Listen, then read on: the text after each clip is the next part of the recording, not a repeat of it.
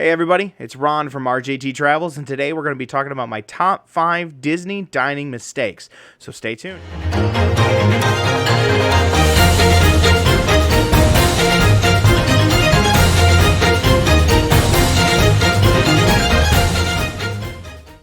Disney dining is one of those that can be decently complex.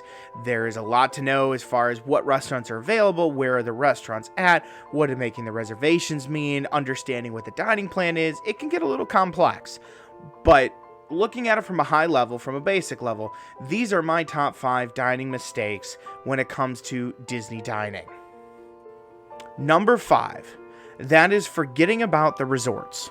Everybody always fascinates with the restaurants inside the parks, like Cinderella's Royal Table, or Be Our Guest, or the Brown Derby, and you tend to forget about that every resort has some type of dining. Some of them are quick services, don't get me wrong, you're not talking always fancy, but a lot of your resorts too have some very great dining options in it that aren't inside the parks. For example, looking at Polynesian, you have Ohana. Looking at Riviera, you have Topolino's. Going over to Whispering Canyon at Wilderness Lodge, there are all these different restaurants that you can go to that are not inside a park but on Disney property, well available for you to book and have great dining experiences.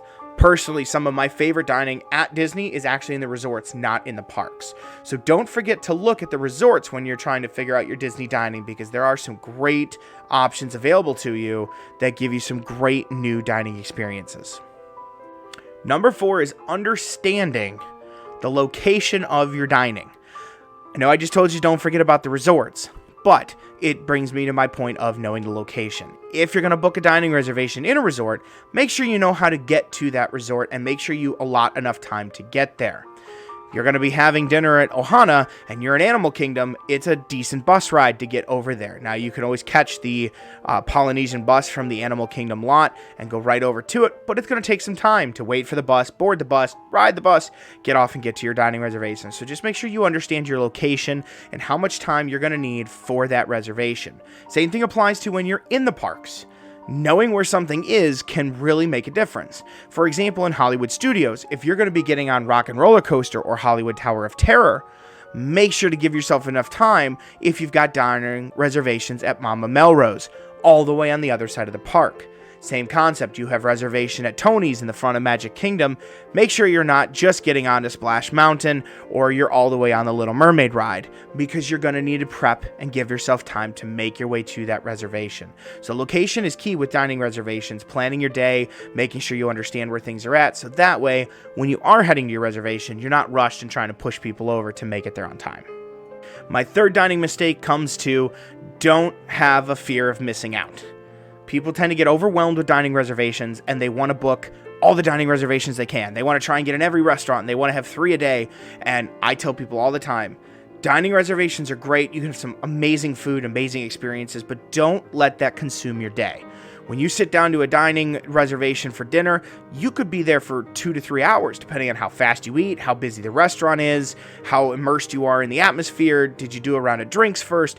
A lot of factors in that, but you could spend a significant amount of time at a reservation. Even at a lunch, you're still 1 to 2 hours on a reservation. So just bear that in mind as far as when you're planning stuff and what you want to do, because if you load yourself up with a breakfast, then you load yourself up with a lunch, and then you load yourself up with a dinner, you are going to suck up a significant amount of your day that you could be seeing shows, riding rides, doing parades, all those fun things that Disney World has to offer, and instead you're stuck in dining. Now, if dining's your thing, by all means, book 3 a day. That's what you're there for. Everybody does Disney differently. It's definitely a thing. But most people want a mix of all the different things, and I can't tell you how many times I've had clients overbook themselves and overextend on dining, and by like the 3rd day they're like, okay, I want to go do this, I'm out of time, and want to start canceling reservations. So just pay attention to how many reservations you're booking, because it can make a big difference on your day. Tip number 2 sounds a little weird, but make sure you understand the time of your reservation. And I don't mean this in the sense that just make sure you remember your reservations at 5 o'clock, but it's make sure you understand when you're booking your reservation, what else is going on around it. A lot of times people will think, oh, dinner time, I want to book a 6, 7, 8 o'clock reservation, do a late dinner. Great. Except that's traditionally when you start having the evening shows. the parades, the fireworks, Fantasmic, things like that, those start kicking off around 8, 9 o'clock, and you want to get there early and get seating and make sure you can see the show. So just make sure you understand the time. Same thing with lunch. Don't book a 3 o'clock dining reservation if you want to go see the Festival of Fantasy parade. Just make sure that you know your times and what times are there and what you want to do, and make sure you kind of plan around that. I can't tell you how many times clients have booked a dining reservation, they're in the middle of it, and then they hear whatever show's going on. They go, oh, we wanted to see it, and then you missed it. So, of course, always make sure you know what time your reservation is, and those can always be found in your My Disney Experience app. But more importantly, make sure to know what time you're booking and that you're not booking up against or over a different experience that you may want to be doing that day. Same thing on those fast passes. When you go to book a fast pass, you're going to have a dining reservation at the same time. Fast passes are good for an hour inside Genie Plus.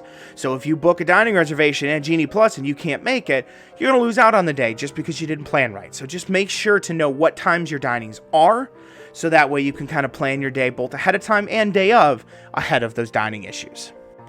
My number one tip is don't forget about lunch.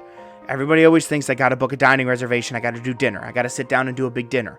You don't. A lot of reservations are available for lunch and dinner. Not every restaurant's available for both, so definitely want to check and see. But a lot of restaurants are. You still get to experience the atmosphere, you still get to see the sights, the views. They even do character lunches instead of character dinners. So you don't always have to do a dinner to do the experience. And a lot of times too, lunches can be very, very easy to book. More times available than there are dinners, less people do them. And the other big thing is too, a lot of people like doing the evening activities, doing the castle shows, doing Fantasmic, doing, whatever nightlife events are there going on in that particular park at that particular time.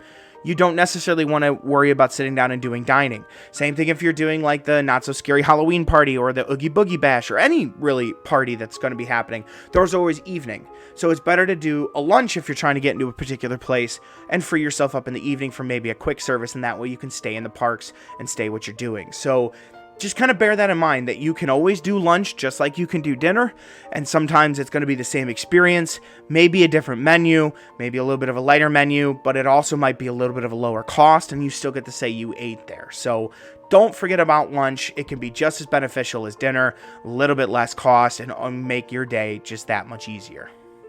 Well, guys, I hope you really appreciated my 5 Disney dining mistakes and that you use these on your next trip.